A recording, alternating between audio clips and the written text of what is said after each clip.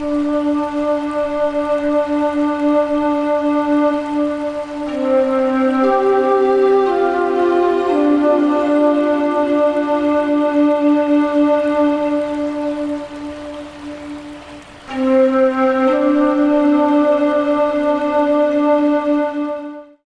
everyone. This is another Freedom to Feel conversation, and my guest today is Daniel the Healer. He is an intuitive, holistic energy healer, body whisperer, psychic energy chiropractor, psychic surgeon, medial intuitive, and spiritual counselor. So Daniel has been involved with metaphysics, spirituality, and reality creation for the past 45 years. This is my brief introduction to you, Daniel, but the full bio will be at the end.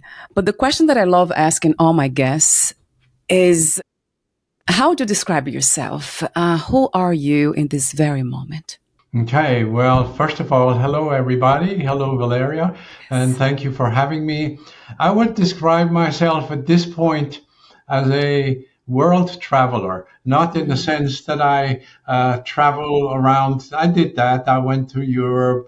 I probably visit about 40 or 50 different countries, but no, in a metaphysical sense. I travel the energies, I travel the inner realms. I am an adventurer. I encounter life. There's no we have to dominate here. We are all equal, and I'm having a good time. I everything works really well, and so I'm very free. I'm loving. I'm empowered. So my description of myself is not really intangibles, it's more in intangibles. Right. Yes. And can be felt. Yeah, it's intangible, but it's in a way scientific, isn't it? Because it can be felt. And we know when we meet those descriptions energetically. So thank you for being you. Thank you for saying yes to life, uncovering the truth of this experience called human. So the next question is about the journey. What was it like to be where you are at? Like, where did this begin? I read on your website about your story, but I would love for you briefly share that with us here. Well, when you look at life per se, and before we come here, we kind of set it up in our soul state. We decide what we want to experience. And I figured out later on, initially, of course, it was really difficult. And as long as you're still in it, it's very difficult, it's painful. But once you're over it and you got out of it what it was that you wanted, then it all of a sudden becomes very enlightening. So my beginnings were very difficult. I was very weak. I had polio as a kid. I was paralyzed. I spent time in an iron lung. And that was around 2. And then, fortunately, I don't have any long-term effects. I'm not paralyzed anymore, but I had somewhere around age 3.5, I had to learn everything again. I had to learn how to walk, Wow. And so I was very weak, number one, and I was very uncoordinated.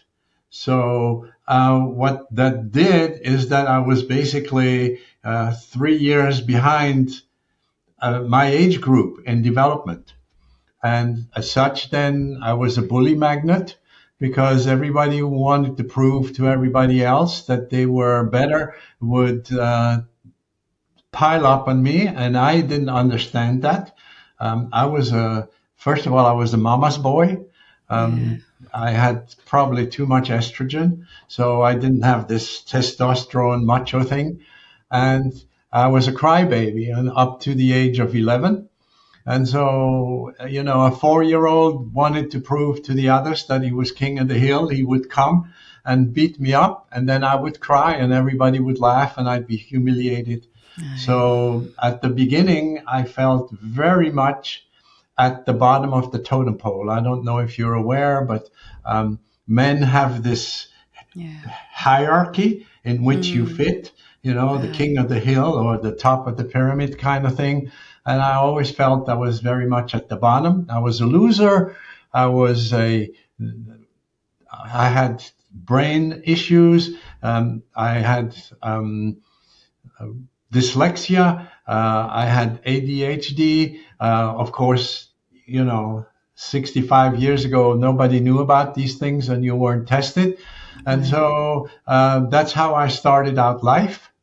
And then in my mid-30s, I met my spiritual teacher, and step after step, little by little, I started to shift this, I started to shift that. I was born to a very left brain family. Both my parents were Aquarian. My father didn't really have time for us because he was a very successful man. And we never talked about emotions. And we definitely did not have any idea that there was anything spiritual at all. So it was all mental and physical. And so I was like a 4-cylinder engine working on 2 cylinders.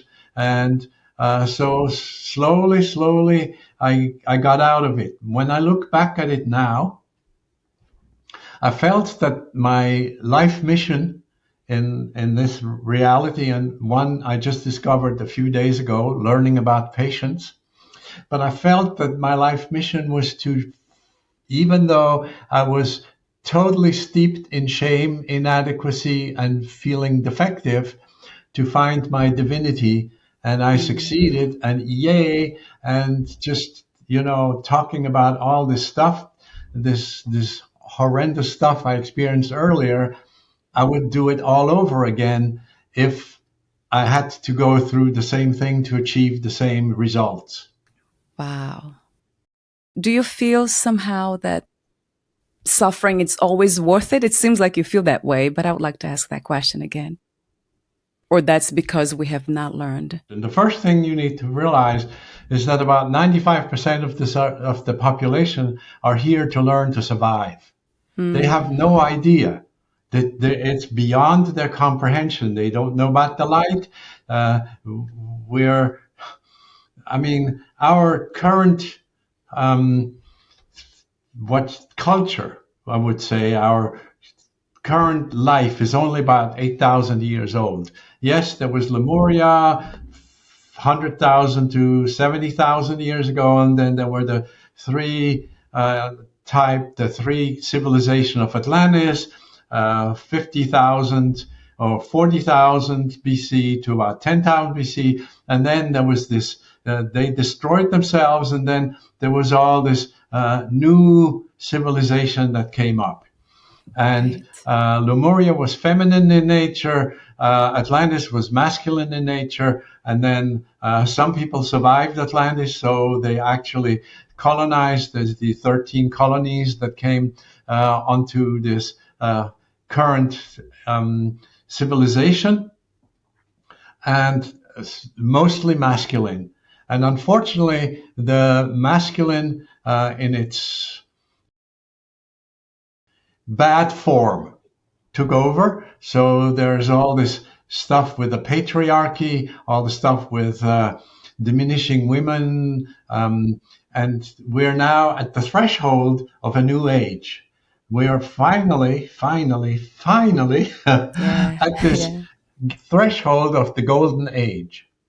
But the old age, the one we were in, the Piscean age, has to die out, and within the patriarchy. And the patriarchy doesn't, the entitled men don't really want to let go of their entitlements. They have really, quote unquote, has a cushy job.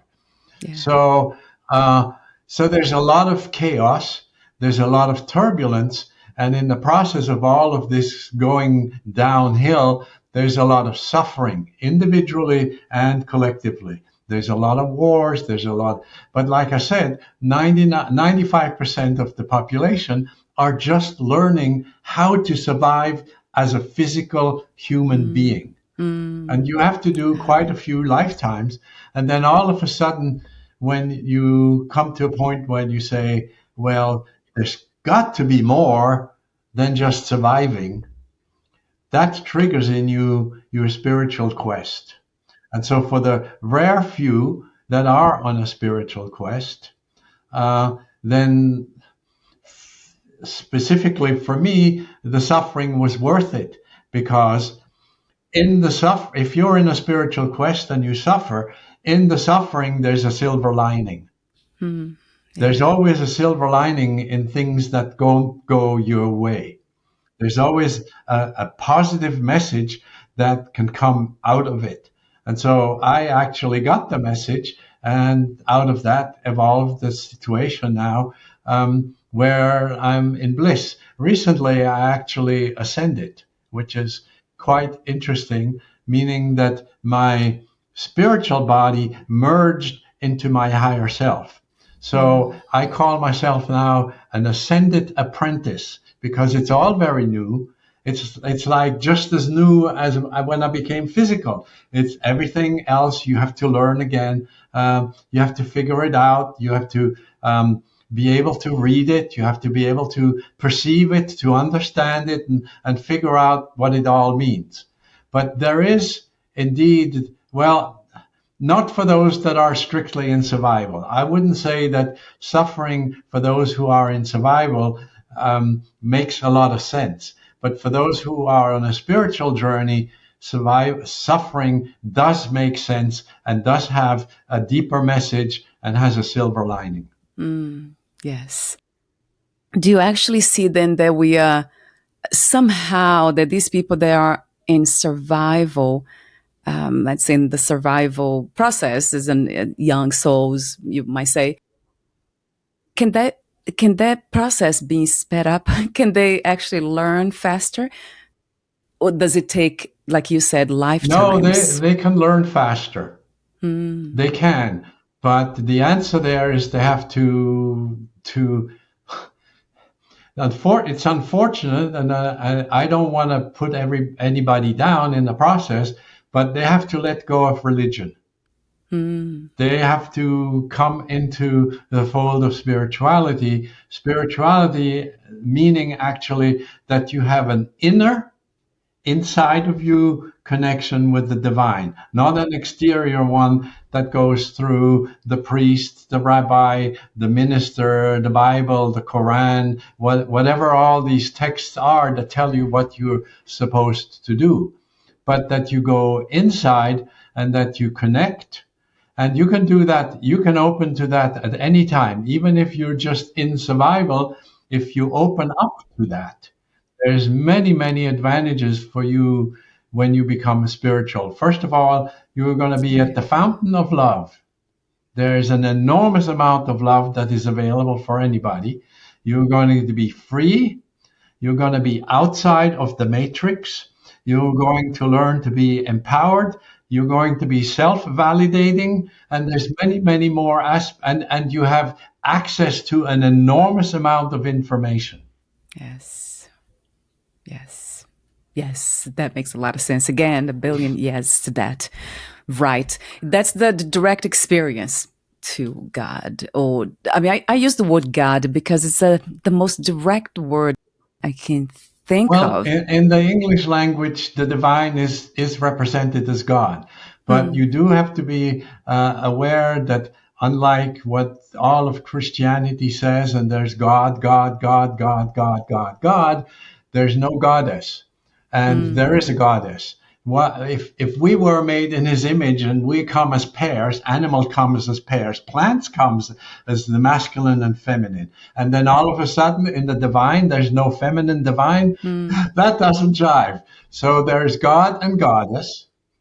And if you can connect directly with the divine, implied God and goddess, the masculine and the feminine divine.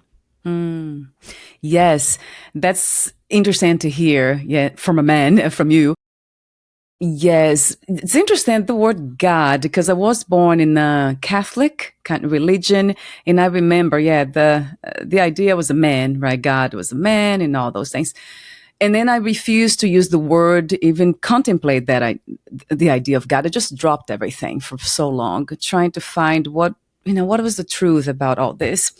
And then now, because something in me is not pushing anything away. So God became, the word God became a representation of the infinite.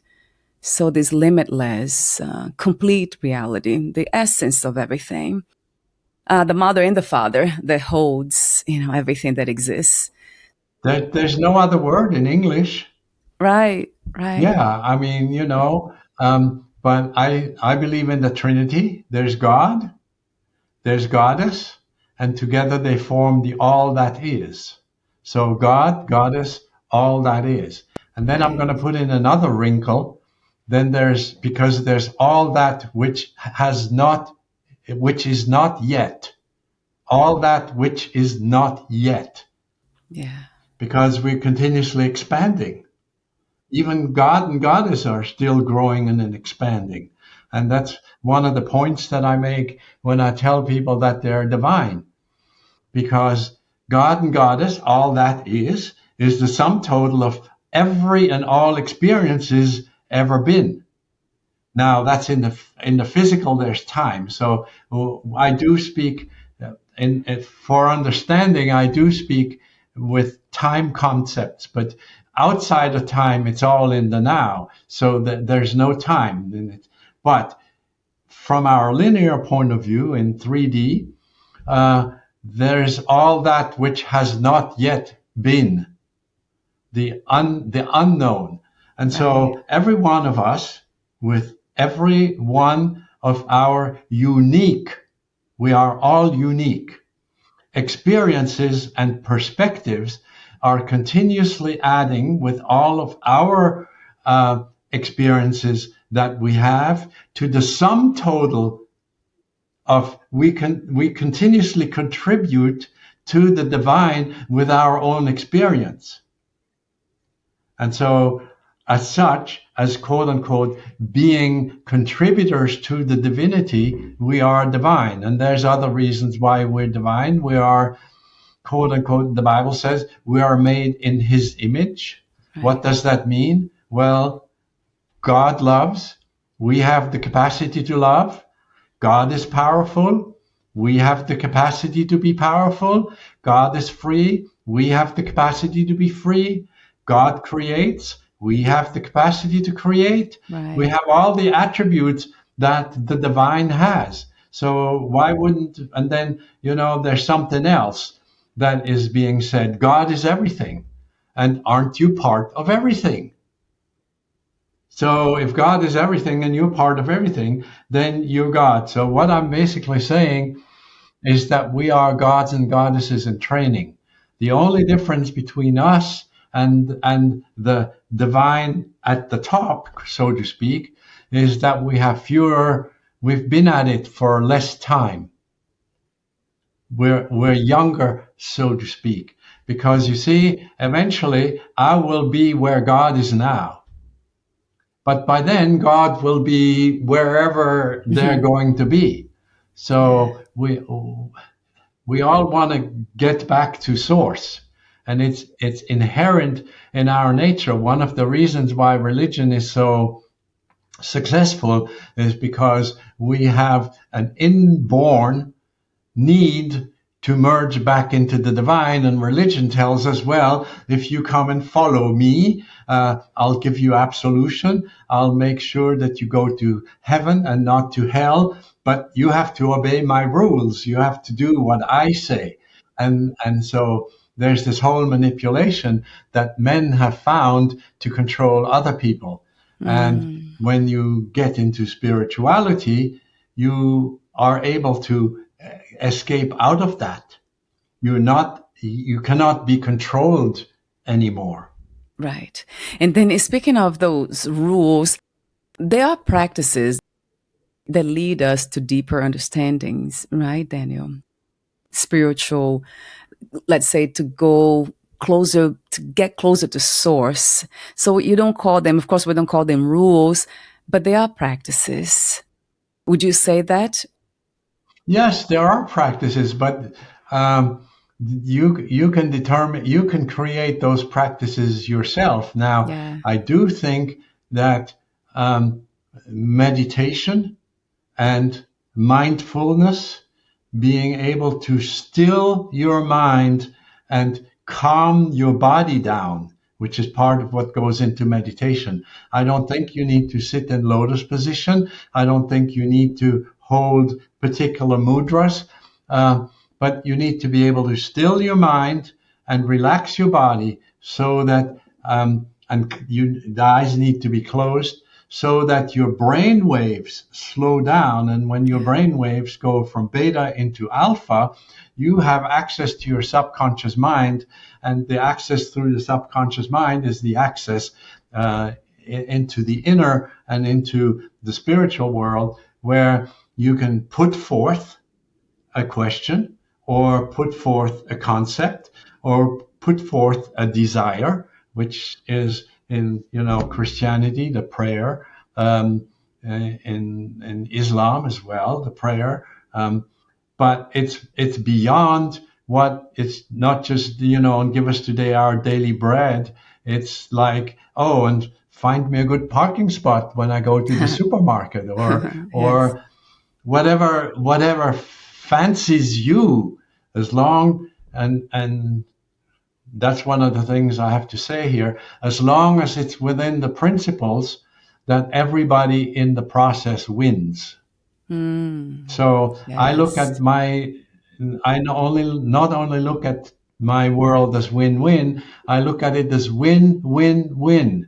I win, you win, and the total wins. It's, if you and I go and rob a bank, you win, I win, but the bank loses. So everybody has to win all the time. And the other thing, it has to be loving. Yeah. I love that. Yes, that's one of my main principles, right? As soon as I understood what spiritual life, spiritual living is all about, that came to me, the insight immediately. It's always doing something that's beneficial for the body, mind here, and then the people around me, and then whoever I'm collaborating with, and then for the greater good, for everyone, for humanity.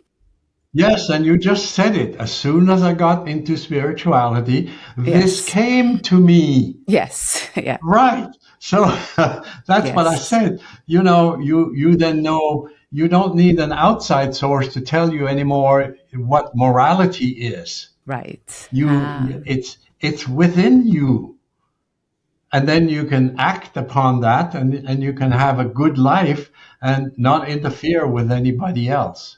Yes. Yeah, that's it. And I love the idea of being open, not trying to push anything away as wrong, as incorrect. It's all, to me, it's all meant to be here. It feels that way. Although something in me sometimes it has the tendency to push away pain and all that, especially when it comes to unfairness, children being treated in a certain way, animals, then it's really like, but I'm very aware that this is part of this experience too. So I always, the practice to go back to peace every time, bring the mind into that state of peace, as you said, to relax enough to go back, to return to peace. Gosh, that's how I usually kind of know that I'm kind of in alignment again with whatever we call the ideas of divinity. It's when I'm just at peace with everything and nothing's really bothers me. Although for some people would be something that's violent and not good, but yeah. Yes. Well, interestingly enough, our universe is a free will universe. I read a lot in the news. Well, if God is all powerful, why does God not intervene? Yes, yeah. Well, God doesn't intervene because it's up to us. It's our will. There's other universes, but this one here is a free will universe where we learn about our will, and the divine always says yes. And so if my will is to go and butcher a whole lot of people, then the divine is behind me and I go and butcher a lot of people. And it is also so that we want to experience everything. We want to experience the good, the bad, and the ugly. So many times through not really being very evolved, we tend to first go after the dark things. There's a lot of dark magic. There's a lot of curses and suffering. I mean, what the quote unquote Catholic Church did during the Inquisition was atrocious.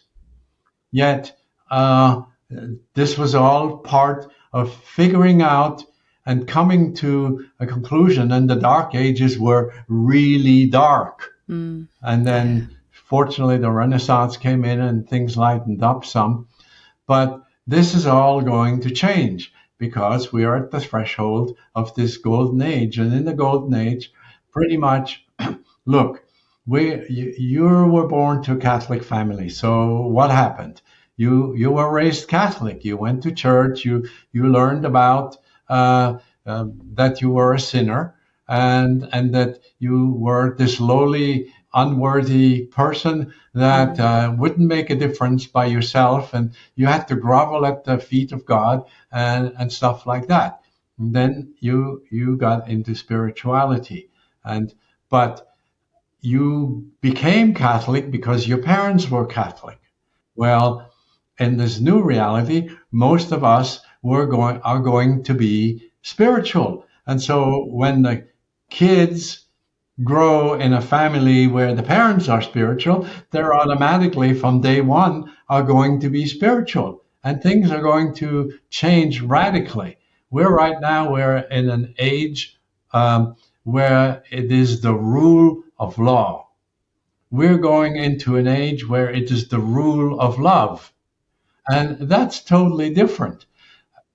For us to go from the rule of law, from all the hierarchical institutions that are currently exist, the big corporations, the big government, armies, all of this hierarchical thing, it's all going to fall apart.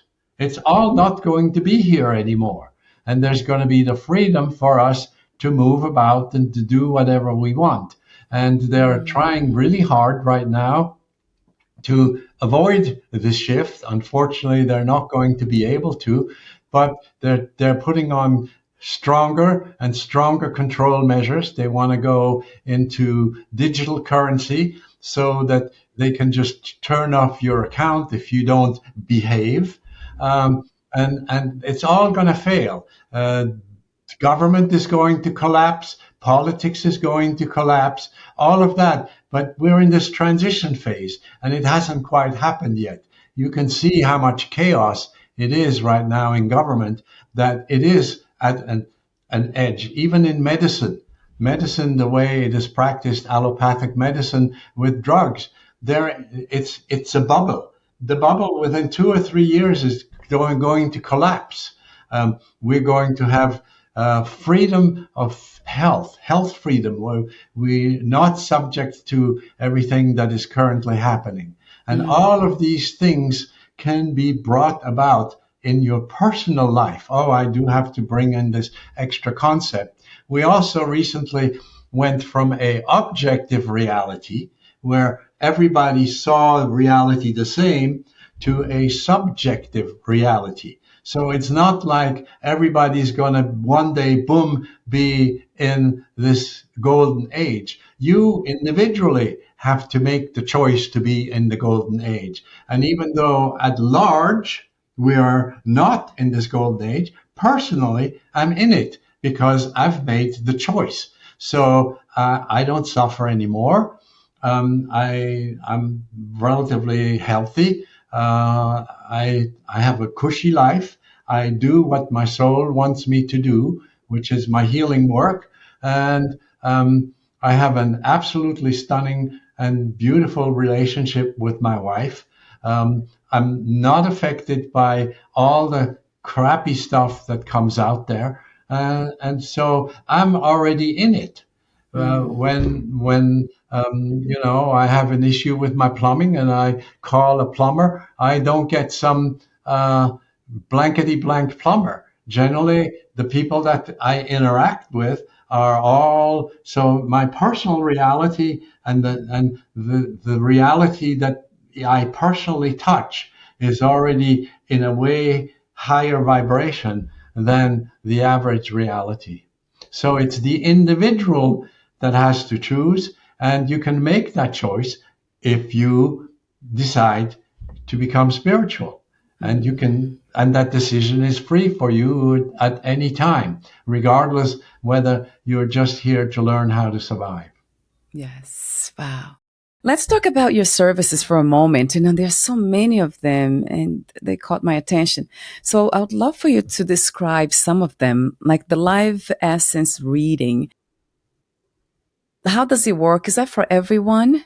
Anyone can do this? Well, if they're interested in to know where they're at. So in the life essence reading, first of all, I'm an intuitive.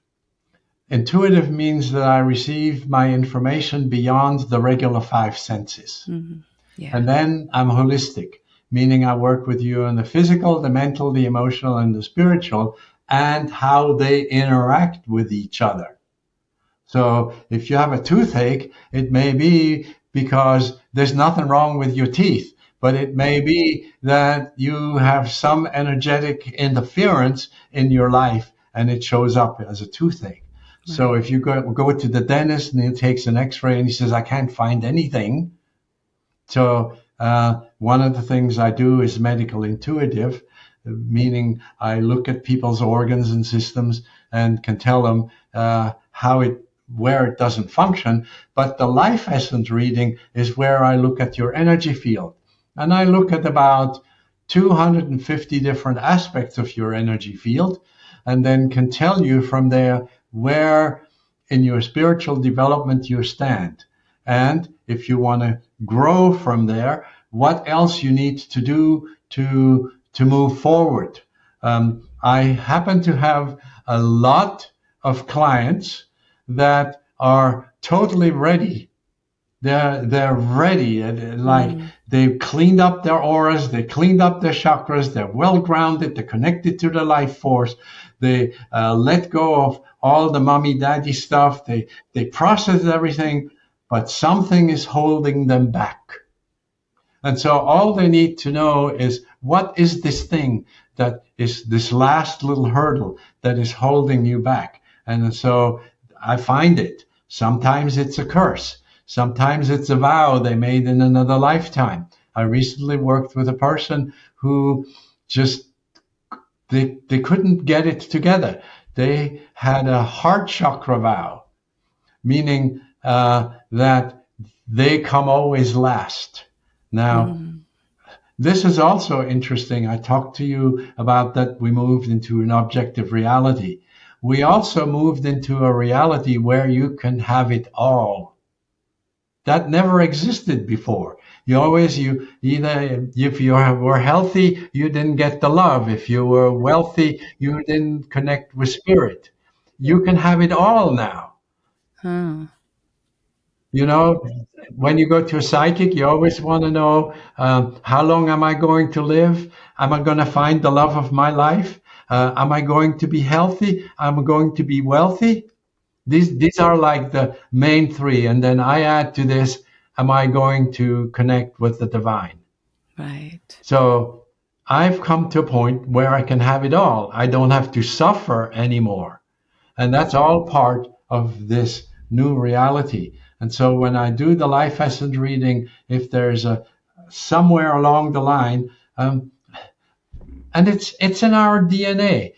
This is all very new. That 50, 60 years ago, also the point of power, because we are empowered beings. The point of power went from our subconscious mind into our conscious mind. That's Mm. brand new. Right. And like when what's 60 years over 8,000? It's like 2 seconds before midnight. So that's what the life essence reading is all about.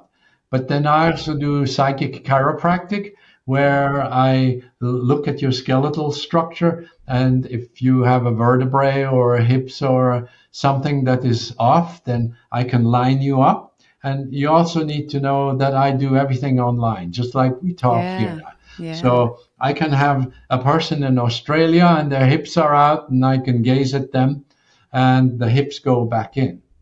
I do psychic surgery, which means that if there's something that is involved in your psyche, if you have a broken chakra, if you have tears in your aura boundaries, if your aura is misplaced, if you have dead spaces, I can actually go in there into your psyche with your permission. I mean, by coming to me, it's you kind of agree that you want help. So, but I have people that say, "Oh, my daughter's blah blah blah blah blah," and I say, "Sorry, I can't help your daughter unless your Mm. daughter gives permission. You do not.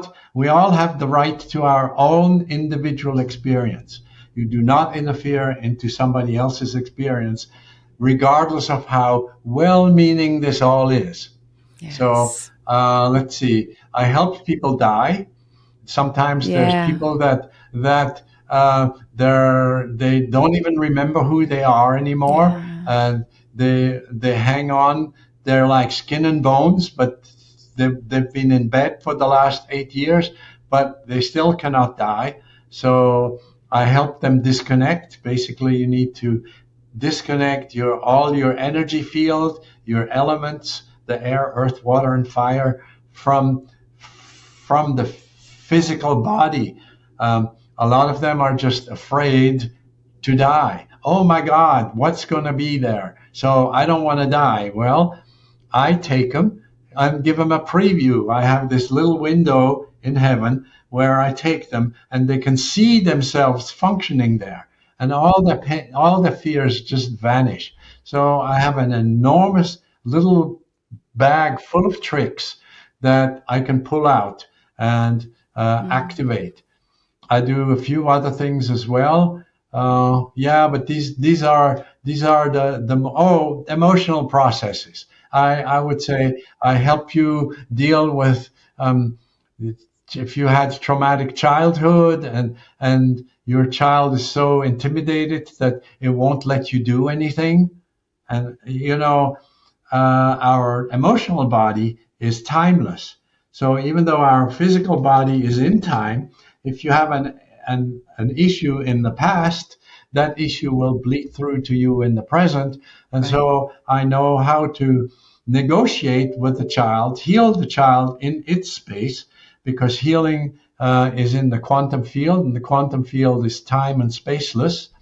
And so you can actually achieve quite a few things. I can negotiate with your child, your inner adolescent, your inner young adult. You also have an inner parent. Sometimes the parent is rather critical and puts you Mm. down. I can negotiate with your higher self and with your soul. And I have access to the Akashic records, where sometimes things show up that are decisions you made in other lifetimes that are holding you back. Right. Wow. It's inviting, isn't it? Like, gosh, I want to do all of them. So the life essence reading, this is a very interesting one. You also do the quantum touch. That is that separate from the life essence reading, Daniel? The quantum touch is a modality I use to activate all the things that I do. So in Ah, quantum touch, you learn how to generate from your heart chakra, what I call a healing light stream. And so when you have this, when I work with somebody, and maybe you want to experience this here, I'm going to yeah. activate it for a moment, and you can Oh. see. Right now I'm sending a virgin healing light stream to you, Mm. which is just light and love. Yeah. So you may feel a little fuzzy, you may feel a little soft, a little warm, a little like you're in a hug with the divine hugs you and stuff like that. So I'm sending you this, and people who will watch this video, and I'm still Yeah. doing this. People who will watch this video and see me are going to get it because it also imprints into video. And so that is, I learned in quantum touch, I learned how to generate a heart chakra love stream that I send to you. Now, when I do healing work, I actually program, I actually like frequency modulation. I actually modulate this healing love stream with a message. And then on Yeah. your end, with your chakras, you receive energy through your chakras. With your chakras, you receive that, then your energy field interprets that, and the message goes to your cells. And then your cells say, oh, because many times cells just forget what to do. Oh, this is what I have to do. Oh, fine, all right. And then everything goes like when I do an alignment. If a vertebrae is out, the Yeah. cells in your vertebrae forgot where to be in the right place. And so I send with my imagination, I create a program, I superimpose that on my healing love stream, and I learned that through quantum touch. So the quantum touch is much more a tool, even though it's a modality on its own, and it's a really good modality. And I recommend anybody who wants to learn how to become a healer, it's probably the easiest modality to learn. You go to quantumtouch.com, you Yeah. get Richard Gordon's basic book on quantum touch. It's 1995. You read it, and you're a healer. Thank you. I felt my hands became very warm, like really warm. Yeah, when you did that, the quantum touch, and then I felt, yeah, something vibrating in a warm way. But then the hands really caught my attention. Okay, so it opened up your energy channels. Yeah. Thank you for your presence in our reality, in our shared reality here on You're Earth at welcome. this time. Thank you. And before we say goodbye for today, gosh, I would like to recap the 5 points to prove that we are all divine beings. Just in case at the end of the video, would you mind, Daniel, going back to that subject? Well, the first one, I brought up three already. We're made in his image. Everybody is divine. Everybody, God is everything, and you're Yeah. God. And so also the other two, I hope I remember them, that you're made out of the same stuff.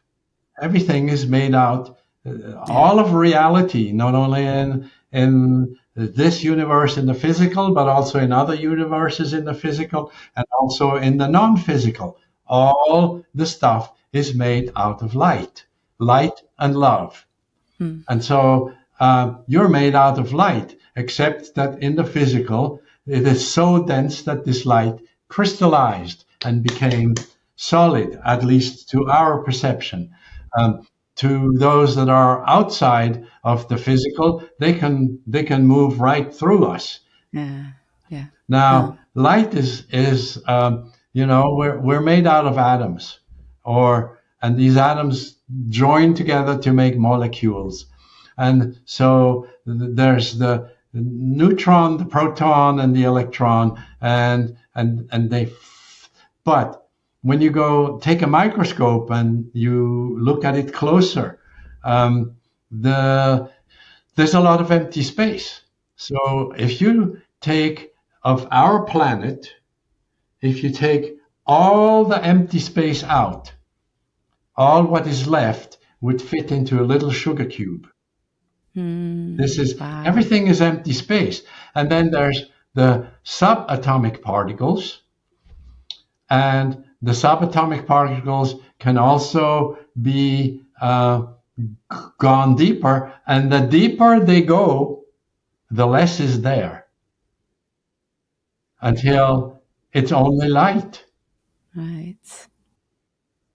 So, and we're all made out of the same stuff. So, and then the last the fifth element here is we're quote unquote all children of God. And so when you have a kingdom and there's the king and there's the prince, his firstborn boy, and when the prince grows up, what does he become? He becomes the king. Right. And so when we, the children of God, grow up, what do we become? We become God. So these are my 5 arguments for that we're divine. Yes, thank you for the recap there. And, the one that really resonates immediately, everything's made out of the same thing. Yes, of course, it's very clear to me. And when you say, the interesting thing about the word God, I guess the concept of the divine is that it seems to be something else apart from us again. And there's something that it keeps telling me, in an intuitive way, that we are already that we are already what we are looking for. So there's nothing, we are already the infinite. Yeah, we just haven't discovered it yet. Right. Yes. Yes, that's That's it. the point. That's why you become spiritual, so you can go inside and you can discover it. And you can connect with your soul, and you can connect with your higher self, and you can connect with your spirit, and you can figure it all out. Right.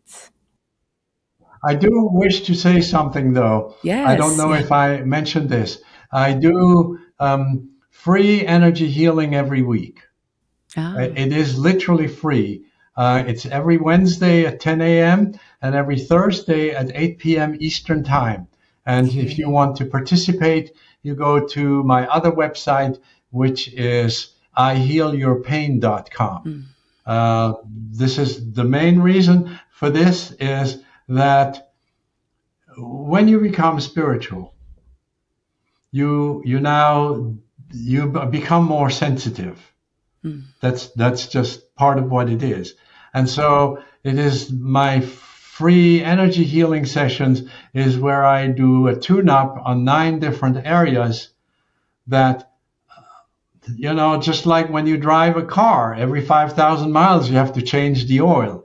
When you interact with the rest of humanity, your energy field breaks down. So I basically tune up everything to give you the foundation for you to be able to function on a higher vibration and to have more ease on your journey. So I basically support those that decide to become spiritual, so that it's easier for them to cope with what they're finding out there. Yes, that's another beautiful and needed invitation, right? Yeah, I can resonate with that too. So I healyourpain.com. I'll have this on your podcast notes as well, daniellethehealer.com. So both of them will be on the podcast notes.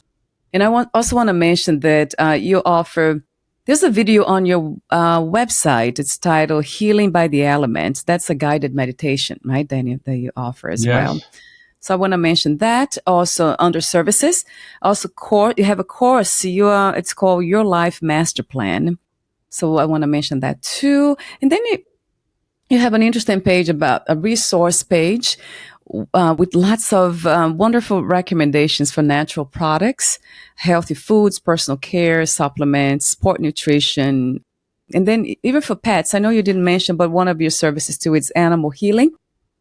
Yes, they're just like humans. Yes. So except they don't have a logical mind, so it's way easier to work with animals. The disadvantage with working with animals is they can't Yeah. speak. They can't say, "Oh, my liver hurts."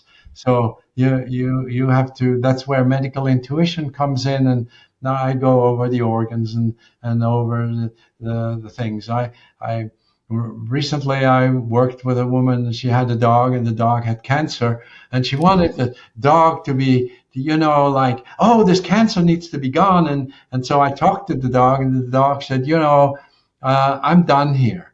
I really want to become human at this point. And a lot of pets, when they've been pets a few times, then they've had the exposure to humans, and then they can actually make that jump from animal to human. And we all go through the four kingdoms: the mineral, the plant, the animal, and the human. And we all go along that. I had a friend, and this is just really funny. His spiritual teacher told him, "Well, you were a water puddle at one point," and he said, "Wow, water puddle! What was that all about?" And the Yes. spiritual teacher said, "Well, you learned patience. Mm. Once you get an overview, and that's what your life master plan idea is, that I give you a little bit of the spiritual overview of why you're here, and then I go over the energetic, the physical, the mental, and the emotional, and then I wrap it all up. And so you know a little bit of everything. They're basically 24 lessons at 15 minutes each. Wow. Yeah, that's another beautiful offering. Thank you so much, Daniel. And I know I have to mention too, I mentioned in the very beginning, I believe, off record, my bliss list. That's another offering on your website that's very insightful to read. So I recommend people to go there, danielthehealer.com, and look at that. You explaining what bliss looks like from different aspects of being: spiritual, emotional, mental, and physical. That was very insightful too. So again, what's not to love about you and your work? Thank Thank you so you. much. Yeah, thank That's you. So we are at the end of this conversation, but before we say goodbye, I do have another question for you, the ending question. But before that, even, is there anything that you left unsaid for today's conversation, Daniel? Well, the most important aspect currently, with all the look, we talked about all these people that are suffering. Yeah. They are expressing that in their energies of terror, fear, pain, suffering, hurt, anger, frustration, terror, and this is the energy soup Yeah. in which Yes. we live, because most of our humanity is there at this point. And so keep your resonance high, so that you're not affected by it. The easiest way for you to keep your energy high is, I'm going to mention two things. One is in the morning when you get up and you get out of bed, you haven't stood up yet, but your feet are on the ground. Tell yourself, I am divine, just mentally, I am divine, and surround yourself in a bubble of brilliant light. The other Yes. thing I copy from Bashar. Bashar is an entity that is channeled through Daryl Anka. And Bashar says, in the morning and at night, you say the words, I am, and that is enough. I repeat that. I am, and that is enough. Mm. And if you do these things, then these two things, then you will be way, way less affected by all these sad energies that we are surrounded and bombarded with on a daily basis. Yes. I got to remember them. I have my own practices, but I need to remember that. I usually always become very aware of silence and then always return to silence. That part of us that's very quiet and it's always perfect there. Yes, that's what I meant with mindfulness. You go into the silence, and the silence is very restorative. Yeah, it is. Very much it is. But thank you for your suggestions too. Beautiful ones that I will try to implement if I can remember them. So my last question to you, Daniel, is freedom. What is your idea? What comes to mind, and how would you describe the concept of freedom? Well, see, normally when we talk about freedom, we tend to think about freedom from. Yes. I want to be free from my 9 to 5 job. I want to be, but freedom is more freedom too, that you can be self-determined, that you have the ability to, like I said, being free to do whatever you want at a moment's notice, as long as you, in the process, do not diminish anybody else's life. So that you're empowered, meaning, somebody who blames somebody else for something, they give the power away. They give the power away to the one that they blame. So you have to learn to take responsibility for your life, and that you're free to create your own life. You create your own reality. You do anyway. You just don't know how you do it. And so you can either be actively participating, or you can let your unconscious mind do it for you. But if you do that, then all the stuff that you haven't processed that is in your unconscious mind, if you are scarce, if you have issues with scarcity, then life will present you. You attract what you are. Yeah. So when you're free to, then you have already created the circumstance where there's so much love that what the universe brings you, what you attract from the universe, is more love. Yes. Yes, a billion times of that truth. Yes. Not freedom from, but free to. That's beautifully said. Yeah. I love that interpretation. Yeah. Thank you. Thank you so much, Daniel, again, for your contribution to peace and the return to our divine nature. Thank you for saying yes, for being open to life yourself throughout this experience here. I know it has not been easy for all of us. And I love the way you said that no regrets. You will do it again. That's incredible to hear. And thank you for saying yes to our meeting today. Thank you for everything that you represent in our reality. Thank you again. You're most welcome. Thank you very much for having me. And I wish everybody, including you, all the best, and be well, and farewell, and au revoir till the next time. Yes, we'll meet again. Again, danielthehealer.com and ihearyourpain.com. Both links will be here. Yes, we'll talk again. Thank you so much once again, Daniel, and we'll talk soon. Stay well. Bye for now.